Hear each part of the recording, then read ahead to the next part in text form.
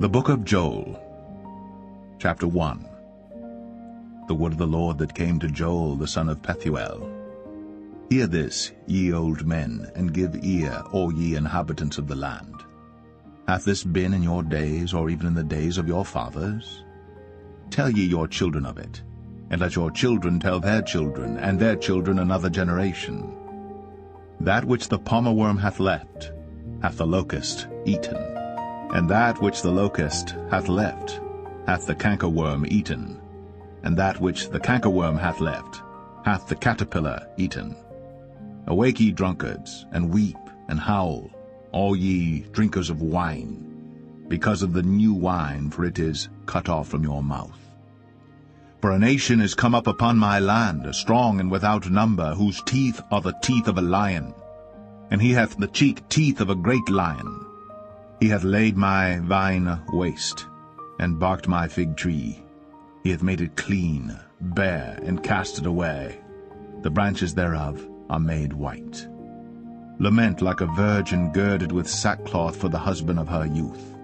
The meat offering and the drink offering is cut off from the house of the Lord. The priests, the Lord's ministers, mourn. The field is wasted, the land mourneth. For the corn is wasted, the new wine is dried up. The oil languisheth. Be ye ashamed, O ye husbandmen, howl, O ye vine-dressers, for the wheat and for the barley, because the harvest of the field is perished.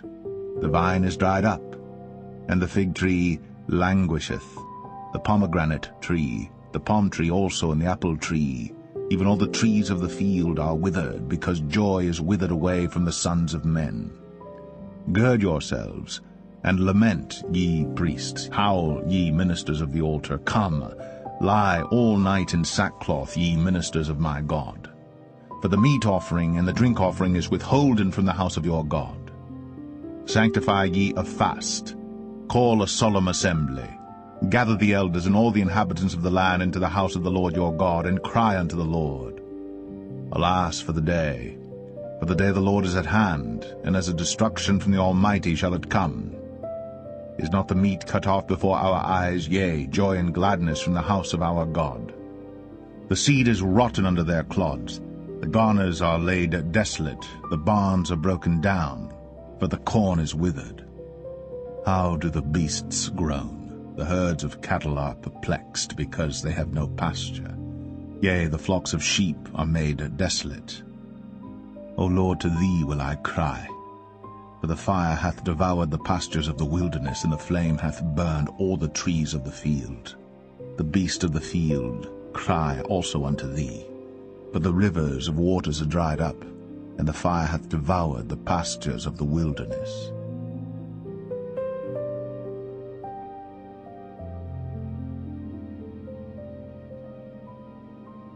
Joel 2. Blow ye the trumpet in Zion, and sound an alarm in my holy mountain. Let all the inhabitants of the land tremble, for the day of the Lord cometh, for it is nigh at hand, a day of darkness and of gloominess, a day of clouds and of thick darkness, as the morning spread upon the mountains, a great people and a strong. There hath not been ever the like, neither shall be any more after it, even to the years of many generations. A fire devoureth before them, and behind them a flame burneth. The land is as the Garden of Eden before them, and behind them a desolate wilderness, yea, and nothing shall escape them.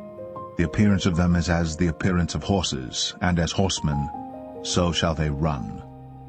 Like the noise of chariots on the tops of mountains shall they leap, like the noise of a flame of fire that devoureth the stubble, as a strong people set in battle array. Before their face the people shall be much pained, all faces shall gather blackness. They shall run like mighty men, they shall climb the wall like men of war, and they shall march every one on his ways, and they shall not break their ranks. Neither shall one thrust another. They shall walk every one in his path, and when they fall upon the sword, they shall not be wounded. They shall run to and fro in the city. They shall run upon the wall. They shall climb up upon the houses. They shall enter in at the windows like a thief. The earth shall quake before them. The heavens shall tremble. The sun and the moon shall be dark, and the stars shall withdraw their shining. And the Lord shall utter his voice before his army, for his camp is very great. For he is strong that executeth his word. For the day of the Lord is great and very terrible, and who can abide it? Therefore also now, saith the Lord, turn ye even to me with all your heart, and with fasting, and with weeping, and with mourning, and rend your heart, and not your garments, and turn unto the Lord your God, for he is gracious and merciful, slow to anger, and of great kindness, and repenteth him of the evil. Who knoweth if he will return and repent, and leave a blessing behind him, even a meat offering and a drink offering unto the Lord your God? Blow the trumpet in Zion, sanctify a fast, call a solemn assembly. Gather the people, sanctify the congregation, assemble the elders, gather the children, and those that suck the breasts. Let the bridegroom go forth of his chamber, and the bride out of her closet. Let the priests, the ministers of the Lord, weep between the porch and the altar, and let them say, Spare thy people, O Lord, and give not thine heritage to reproach, that the heathen should rule over them. Wherefore should they say among the people, Where is their God? Then will the Lord be jealous for his land, and pity his people. Yea, the Lord will answer and say unto his people, Behold, I will send you corn, and wine, and oil, and ye shall be satisfied therewith. And I will no more make you a reproach among the heathen, but I will remove far off from you the northern army, and will drive him into a land barren and desolate, with his face toward the east sea, and his hinder part toward the utmost sea. And his stink shall come up, and his ill savour shall come up, because he hath done great things. Fear not, O land, be glad and rejoice, for the Lord will do great things. Be not afraid, ye beast of the field, for the pastures of the wilderness do spring, for the tree beareth her fruit, the fig tree and the vine do yield their strength. Be glad then, ye children of Zion, and rejoice in the Lord your God, for he hath given you the former rain moderately, and he will cause to come down for you the rain, the former rain, and the latter rain in the first month. And the floors shall be full of wheat, and the vats shall overflow with wine and oil. And I will restore to you the years that the locust hath eaten, the cankerworm, and the caterpillar, and the palmer worm, my great army which I sent among you. And ye shall eat in plenty, and be satisfied, and praise the name of the Lord your God, that hath dealt wondrously with you. And my people shall never be ashamed. And ye shall know that I am in the midst of Israel, and that I am the Lord your God, and none else, and my people shall never be ashamed. And it shall come to pass afterward that I will pour out my Spirit upon all flesh, and your sons and your daughters shall prophesy, your old men shall dream dreams, your young men shall see visions. And also upon the servants and upon the handmaids in those days will I pour out my Spirit. And I will show wonders in the heavens and in the earth, blood and fire and pillars of smoke. The sun shall be turned into darkness, and the moon into blood, before the great and the terrible day of the Lord come. And it shall come to pass that whosoever shall call on the name of the Lord shall be delivered. For in Mount Zion and in Jerusalem shall be deliverance, as the Lord hath said, and in the remnant whom the Lord shall call.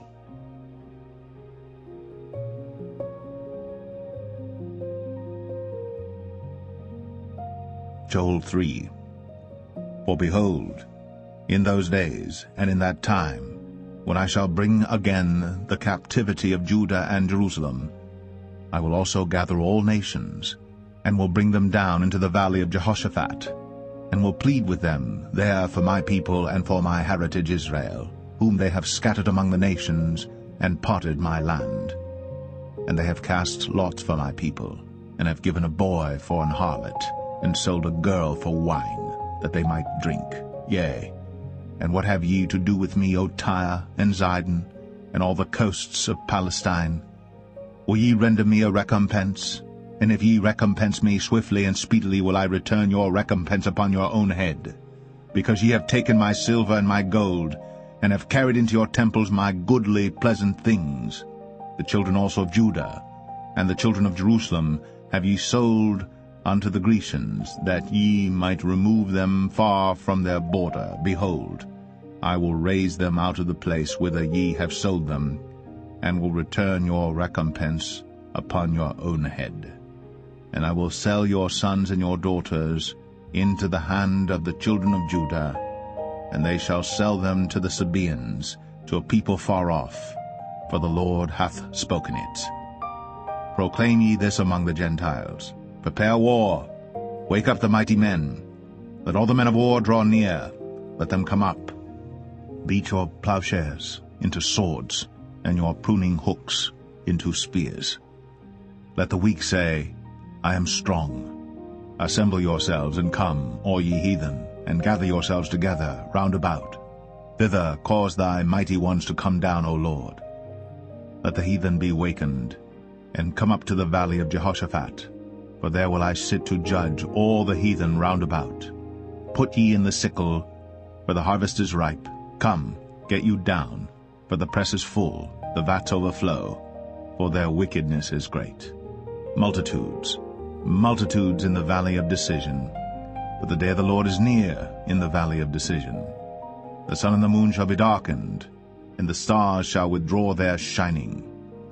The Lord also shall roar out of Zion, and utter his voice from Jerusalem, and the heavens and the earth shall shake. But the Lord will be the hope of his people, and the strength of the children of Israel. So shall ye know that I am the Lord your God, dwelling in Zion, my holy mountain. Then shall Jerusalem be holy, and there shall no strangers pass through her any more. And it shall come to pass in that day, that the mountains shall drop down new wine, and the hills shall flow with milk, and all the rivers of Judah shall flow with waters, and a fountain shall come forth of the house of the Lord, and shall water the valley of Shittim. Egypt shall be a desolation, and Edom shall be a desolate wilderness, for the violence against the children of Judah, because they have shed innocent blood in their land. But Judah shall dwell forever, and Jerusalem from generation to generation. For I will cleanse their blood that I have not cleansed, for the Lord dwelleth in Zion.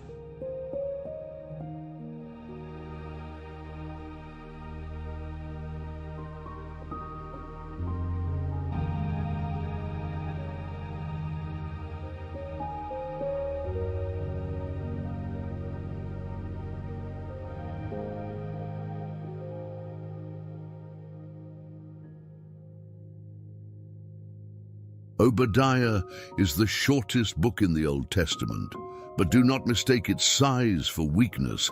It is a thunderclap of judgment, a prophecy so fierce that it echoes through history, warning every arrogant nation, every corrupt leader, and every prideful heart that thinks it can defy God without consequence. At the center of this prophecy stands Edom, a nation drunk on pride and hardened by betrayal. When Babylon invaded Jerusalem, Edom did not come to help its brother. Instead, it watched from the sidelines, laughing as the holy city burned. Then, like a vulture circling a dying man, Edom rushed in to plunder the ruins, taking what was left of Judah's shattered people and land. But God saw it all, and he would not stay silent. As you have done, so it will be done to you. This was God's message to Edom. Pride leads to destruction. Betrayal brings judgment. But here's the real question. Is this prophecy only about Edom, or is it also about us? Look at the world today. Nations built on power, wealth, and arrogance, believing they are untouchable. People ignoring the suffering of their neighbors, or worse, profiting from their pain. Leaders making decisions not based on righteousness, but on selfish gain. The warning of Obadiah is still alive today. It speaks to every empire, every leader, and every heart that stands proud, unrepentant, and defiant before God. And yet this book is not just about judgment, it is also about justice, because no matter how powerful the wicked may seem, God is in control. He will bring down the proud and lift up the humble. He will restore what has been broken and make all things right. We put a timestamp for each video in the description, so you can easily go to topics that interest you the most. If this deep Bible stories video gives you a fresh perspective on the book of Obadiah, share it with someone who needs to hear this message. We've also converted our most popular videos into ebooks, so be sure to check the link in the description. And if you'd like this video in ebook format, let us know in the comments. Now let's dive deeper into the prophet Obadiah and uncover the man behind the message. Obadiah's name means servant of Yahweh, but beyond that, the man himself is a mystery. No grand introductions, no details about his tribe, his family, or his life before this prophecy.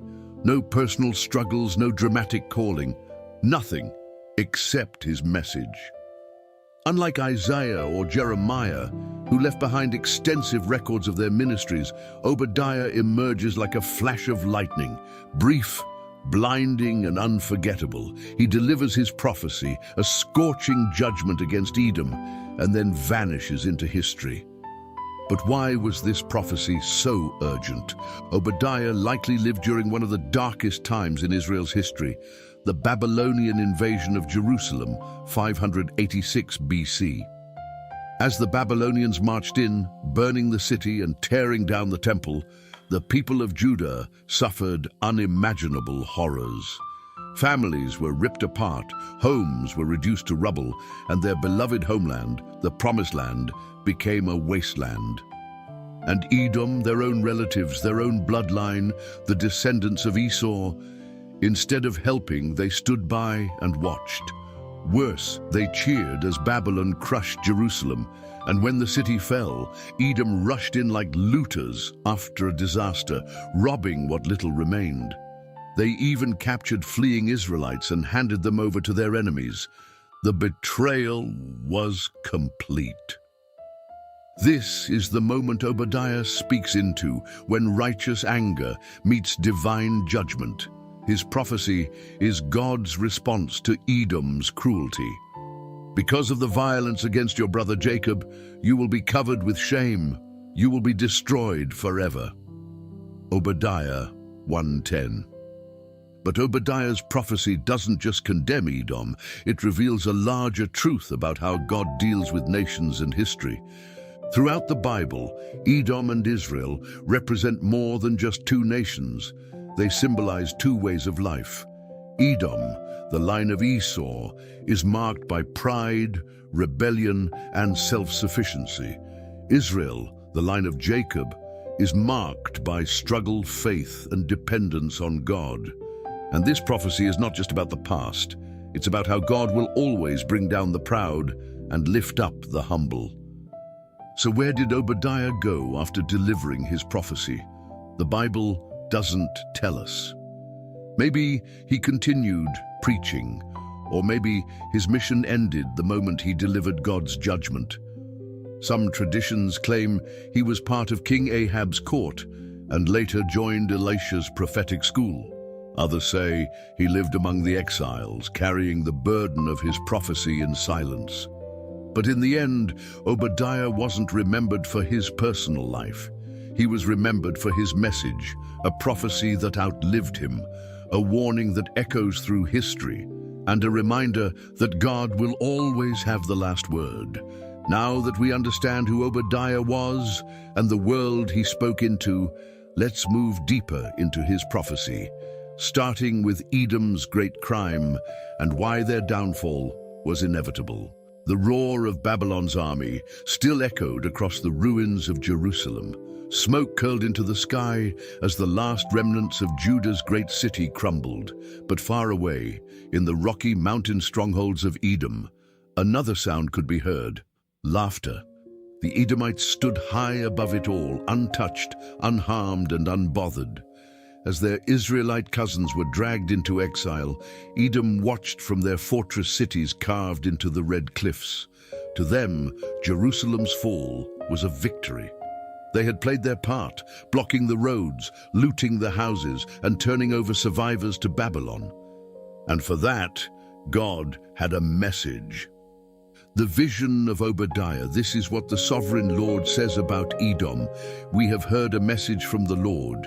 An envoy was sent to the nations to say, "Rise, let us go against her for battle." Obadiah 1:1. The kingdom that believed itself untouchable was about to learn that no fortress can stand against God. Edom was no ordinary nation. Unlike Israel and Judah, who had to defend open lands, Edom was a kingdom built into the mountains. Their capital, Selah, was carved into towering rock faces, surrounded by sheer cliffs and deep canyons. They were the fortress nation, impossible to invade, impossible to conquer.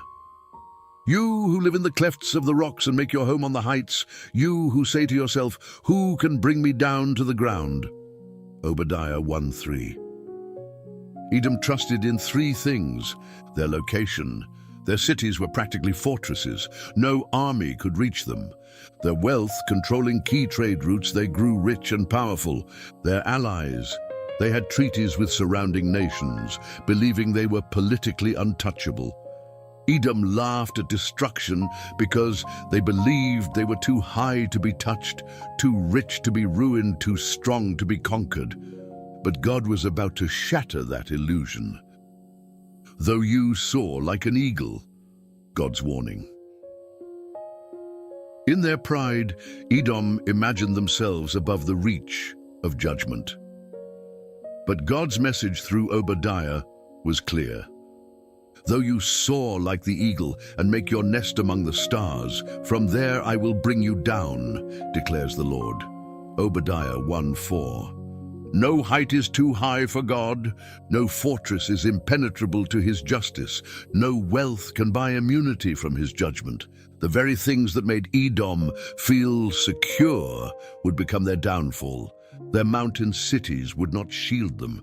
Their gold and silver would not save them. Their allies would betray them.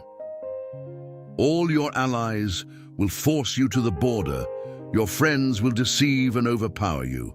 Those who eat your bread will set a trap for you, but you will not detect it. Obadiah 1:7. The same nations they trusted would turn against them. Their political strength would crumble overnight. Their own people would fall into chaos and confusion. And when the time came, no one would come to save them. Edom's prideful fall is not just a story from ancient history, it's a warning to every empire, every government, and every person who believes they are untouchable. Think about today's world powers. Nations boast of their military strength, believing no enemy can defeat them. Economies grow rich and powerful, assuming prosperity will last forever. Leaders trust in their alliances and technology, thinking human intelligence can solve every crisis. But history tells a different story. The Roman Empire ruled the known world until it collapsed from within. The British Empire spanned continents until it shrank into a fraction of its former self. The Soviet Union seemed unstoppable until it dissolved in a matter of years. No kingdom lasts forever, no nation is too big to fall. And what about us as individuals? How often do we fall into the same prideful thinking as Edom? I don't need God. I built this life for myself. No one can bring me down. But Obadiah reminds us that the higher we lift ourselves up, the harder we fall. The pride of your heart has deceived you. Obadiah 1:3. Edom's story is a lesson in what happens when pride blinds us to reality. Did Edom really fall? Yes, and it happened exactly as Obadiah prophesied. History records that the Babylonians, the same nation Edom had partnered with against Israel, later turned on Edom. The Nabateans drove them out of their mountain cities. By the time of Jesus, Edom, now called Idumea, was barely a shadow of its former self. After the Roman conquest, Edom completely disappeared. Today, there is no Edomite nation. They vanished just as Obadiah foretold. Edom fell because they put their trust in themselves instead of God. So let's ask ourselves, are we placing our security in things that can collapse? Do we believe we are too strong to fall? Are we watching others suffer and thinking it will never happen to us? Obadiah's prophecy is a mirror to every proud heart, every arrogant leader, and every nation that trusts in its own power. Because God always brings down the proud, and He always lifts up the humble. Now that we've seen Edom's arrogance and the certainty of their downfall, let's look at the next part of Obadiah's prophecy, the full judgment that would come upon them for their betrayal. When a foreign army invades, you expect destruction. You expect devastation. You expect the brutality of war. But what if the real knife in the back doesn't come from your enemy, but from your own brother? That was Edom's greatest sin. They weren't the ones who invaded Jerusalem. They didn't set fire to the temple. They didn't drag God's people into exile. But they stood there and watched, and worse, they cheered. Because of the violence against your brother Jacob, you will be covered with shame. You will be destroyed forever. Obadiah 1:10. Israel and Edom were not just neighboring nations, they were family. The Edomites were descendants of Esau, the twin brother of Jacob, whose name was later changed to Israel. Their bloodlines were intertwined from birth. But centuries of rivalry, jealousy, and bitterness had turned brotherhood into hatred. So when the Babylonians stormed through Jerusalem, killing, enslaving, and burning the city to the ground, Edom stood by and did nothing. Actually, they did worse than nothing. On the day you stood aloof, while strangers carried off his wealth, and foreigners entered his gates and cast lots for Jerusalem, you were like one of them. Obadiah 1:11. When Judah screamed for help, Edom was silent. When Babylon dragged away captives, Edom pointed and laughed. When refugees ran for their lives, Edom blocked their escape. They didn't just ignore their suffering, they profited from it. And God saw every moment of their betrayal. Think about the moments in history where betrayal shook the world. Judas and Jesus, a disciple, a friend, selling his Lord for 30 silver coins. Brutus and Caesar, a trusted ally, whispering in the dark before striking the final blow. The Holocaust, neighbors who had lived together for centuries suddenly turning on each other. Betrayal is not just about actions. It's about the trust that is shattered. And Edom's betrayal was not just political, it was personal. You should not have God's list of Edom's crimes. Obadiah lists 7 charges against Edom. Each one begins with the phrase, "You should not have." 1. You should not have gloated over your brother in the day of his misfortune. Obadiah 1:12. Instead of compassion, Edom celebrated Jerusalem's fall. 2. You should not have rejoiced over the people of Judah in the day of their destruction. They saw their own flesh and blood suffering and smiled. 3. You should not have boasted so much in the day of their trouble. Edom thought they were superior, believing Israel's downfall proved their strength. 4. You should not have marched through the gates of my people in the day of their disaster. Obadiah 1:13. As Jerusalem fell, Edomites walked right in, looting homes and taking what was left. 5. You should not have looked down on them in their calamity. They treated Israel like garbage, worthless, forsaken beneath them. 6. You should not have seized their wealth in the day of their disaster. Edom took what Babylon left behind, stripping Jerusalem bare. 7. You should not have stood at the crossroads to cut down their fugitives. Obadiah 1:14. The worst crime of all, they hunted down their own brothers. When the survivors tried to flee, Edom blocked the roads. When the weak and wounded begged for mercy, Edom captured them and handed them over to Babylon. And for that, God's judgment would be inescapable. This isn't just history, this is a warning for today. How many times have we, like Edom, turned a blind eye to suffering? When injustice happens in our communities, do we speak up or stay silent? When a friend struggles, do we help or gossip about their failures? When the world suffers, do we act or do we watch from a distance, thinking it doesn't affect us? Edom's crime was not just what they did, it was what they refused to do. And today, many nations and individuals are guilty of the same sin. Throughout history, betrayal has led to the downfall of great nations. The fall of Constantinople, 1453. European nations promised aid but did nothing, watching as the once mighty Christian empire was swallowed by the Ottoman Turks.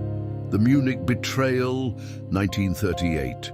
European leaders abandoned Czechoslovakia to Hitler, choosing political convenience over justice. The Rwandan genocide, 1994. The world stood by as nearly 1 million people were slaughtered in 100 days. When the strong refuse to stand up for the weak. When nations look the other way. When people choose silence over righteousness. History shows what happens next. God is not just concerned with personal sin. He judges nations. And the question is simple. Are we using our strength to help others or to crush them? Edom had the power to help Judah. Edom had the opportunity to do the right thing. But instead, they chose betrayal. And because of that, they would be wiped off the map. You will be covered with shame. You will be destroyed forever. Obadiah 1:10. The message is clear. If you see injustice, don't stand by. If you witness suffering, don't stay silent. If you have the power to help, don't refuse to act. Because God sees everything, and He holds us accountable for the moments when we could have made a difference, but chose to do nothing. Edom's story is a warning, but it's not the end of the prophecy. If this message has moved you, share this deep Bible stories video with someone who needs to hear it. If you want this video in ebook format, let us know in the comments. Now that we've seen Edom's betrayal and its consequences, the next section reveals what happens when God finally brings justice on the day of the Lord. For a long time, Edom thought they had escaped justice. They had betrayed their brothers, looted their cities, and handed over their refugees. But where was the punishment? Where was God? As time passed, the Edomites grew comfortable in their arrogance. They lived in their high mountain fortresses, believing they were untouchable. They had wealth, security, and power. But then Obadiah's voice thundered across history with a chilling declaration. The day of the Lord is near for all nations. Obadiah 1:15. This wasn't just about Edom anymore. God's judgment was coming for everyone. The day of the Lord, what does it mean? Obadiah introduces a concept that echoes throughout the Bible, the day of the Lord. It's not just one event, it's not just one day, it's a divine reckoning, a moment when God steps into history to judge the wicked and rescue the righteous. Throughout Scripture, the day of the Lord refers to moments of judgment that happen in history and the ultimate final judgment at the end of time. For Edom, that day was coming fast, but for the rest of the world, Obadiah makes it clear, this warning is for every nation, every empire, every person. No one is safe from the day of the Lord. As you have done, so it will be done to you. As you have done, it will be done to you. Your deeds will return upon your own head. Obadiah 1:15. This is one of the most terrifying statements in the Bible. God wasn't going to judge Edom based on what Babylon did. God wasn't going to punish the nations based on what their ancestors did. They would be judged based on their own actions. They stood by while others suffered. Now they would suffer. They laughed at destruction. Now they would be destroyed. They took what wasn't theirs. Now their wealth would be taken away. Divine justice is perfect. You will reap exactly what you sow. This isn't just about Edom. Obadiah warns that every nation will face judgment. Think about the great empires of history, the ones that seemed invincible. Babylon burned to the ground. Persia crumbled from within. Greece faded into history. Rome shattered into ruins. Every empire that thought it was too powerful to fall, fell. And what about today? Nations rise and fall. Economies collapse. Corrupt leaders are exposed. Kingdoms that once seemed unstoppable fade into the past. The lesson is clear. No nation is immune to God's judgment. What happens when a society builds its strength on oppression, greed, and betrayal? History tells us exactly what happens next. Obadiah's prophecy turns from warning to devastation. The house of Jacob will be a fire, the house of Joseph a flame, the house of Esau will be stubble. Obadiah 1:18. Fire versus stubble. One lasts, one is consumed. Edom thought it was safe, but Obadiah declares it will be burned to nothing. The very nation that stood by as Jerusalem burned would now be consumed by fire. The people who helped Babylon destroy Judah would now be destroyed themselves. This isn't just poetry, this is prophecy, and history proves it came true. Edom was wiped off the map. Obadiah's prophecy doesn't just point to Edom's destruction, it foreshadows a future judgment that will come upon all nations. When the Bible speaks of the day of the Lord, it doesn't just refer to the fall of empires like Edom. It speaks of a final, ultimate day of judgment. Joel 2:31. The sun will be turned to darkness and the moon to blood before the coming of the great and dreadful day of the Lord. Zephaniah 1:14-15. The great day of the Lord is near, near and coming quickly. The cry on the day of the Lord is bitter. The mighty warrior shouts his battle cry. That day will be a day of wrath, a day of distress and anguish, a day of trouble and ruin, a day of darkness and gloom, a day of clouds and blackness. Revelation 19:11-16. I saw heaven standing open, and there before me was a white horse, whose rider is called Faithful and True. With justice he judges and wages war. On his robe and on his thigh he has this name written, King of Kings and Lord of Lords. Obadiah's prophecy foreshadows the return of Jesus Christ when he will judge the nations and establish his kingdom forever.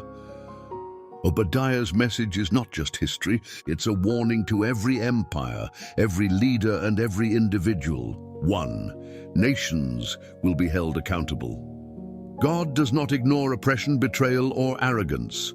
Every nation that builds itself on injustice will answer for its actions. 2.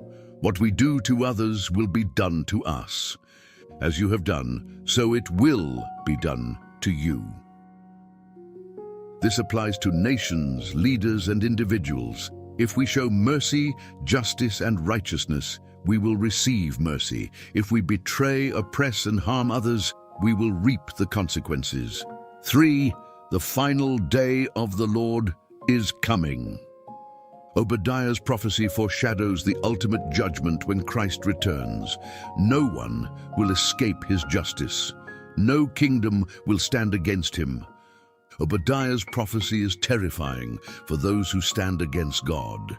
But for those who trust in him, it is a reminder that justice will come.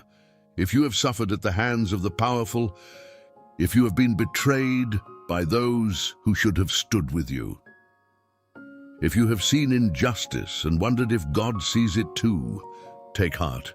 God sees everything, and the day of the Lord is coming. The next section reveals what happens after judgment, the final restoration that God has promised. Because no matter how dark the prophecy seems, God never leaves his people without hope. The world had watched as nations rose and fell. Empires that once seemed invincible crumbled into dust. The mighty fell. The arrogant were brought low, and the ones who had oppressed the weak found themselves crushed beneath the weight of their own sins. But what about God's people? What about Israel, the nation that had suffered betrayal, captivity, and destruction? Had God abandoned them forever? The final verses of Obadiah hold the answer, a promise of restoration, redemption, and the rise of God's kingdom. Because judgment is never the end of the story. For Edom there would be no return, but for Israel, a future of victory. People from the Negev will occupy the mountains of Esau. Obadiah 1:19. Edom, the nation that once mocked and plundered its brother, would be wiped away. The very land they had stolen, the high mountains they thought would keep them safe, God would give them to others. Israel, who had once been crushed under the feet of its enemies, would return and rebuild. The land of Edom would be taken over, its cities occupied by new people, and its power erased from history. This was more than just a reversal of fortune. This was divine justice. And it was only the beginning. Deliverers will go up on Mount Zion to govern the mountains of Esau. Obadiah 1:21. For years, Israel had been ruled by its enemies.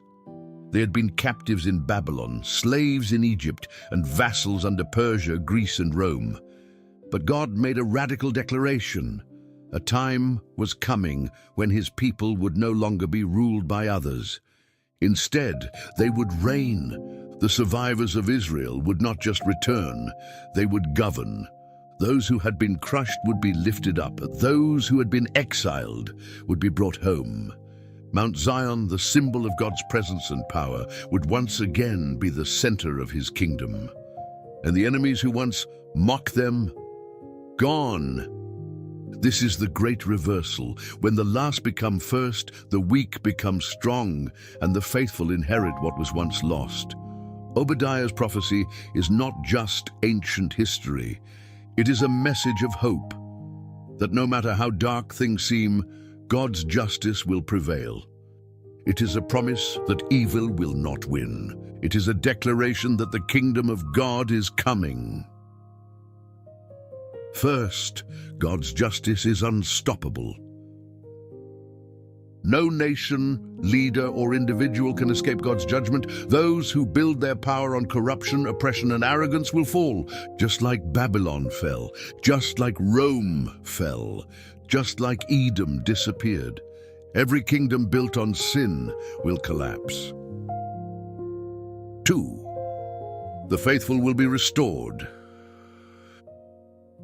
For those who trust in God, the promise of restoration is certain. Even if you've faced suffering, even if you've been betrayed, even if you've been crushed under the weight of injustice, God is not finished with you.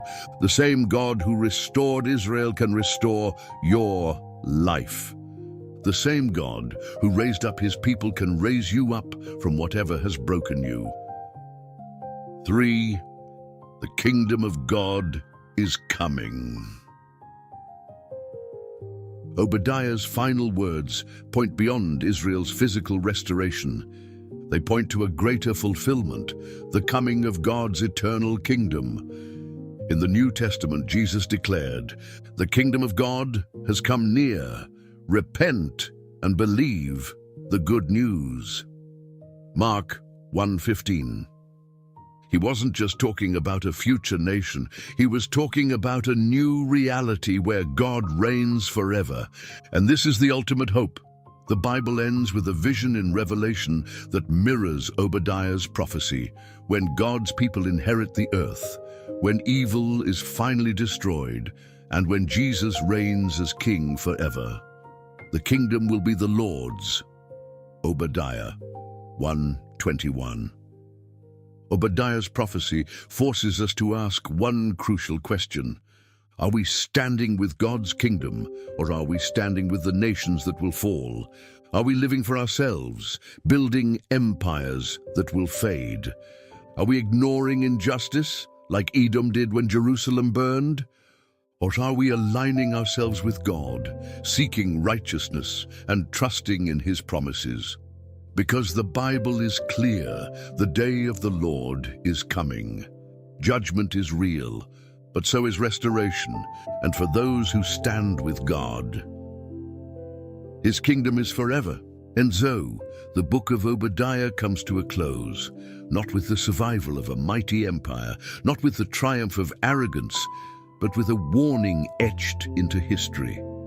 Edom, once confident in its mountain fortresses, its wealth and its alliances, was wiped away. But Israel, the nation that had suffered, fallen, and been betrayed, God promised to raise them up again. This is the lesson of Obadiah. Pride leads to destruction. Betrayal brings judgment, but humility and faithfulness lead to salvation. This message is not just about ancient history, it's about today. Nations still rise and fall. Empires still build their wealth on the backs of the weak. The powerful still believe they are untouchable. But God is still watching, and just like Edom, the proud will fall. But for those who trust in God's justice, His mercy, and His kingdom, there is hope. Obadiah's final words point us to a future beyond judgment, a time when God's kingdom will reign forever. And the only question left is, which side will we stand on? If this Deep Bible Stories video has given you a fresh perspective on the book of Obadiah, share it with someone who needs to hear this message. We've also converted our most popular videos into e-books, so be sure to check the link in the description.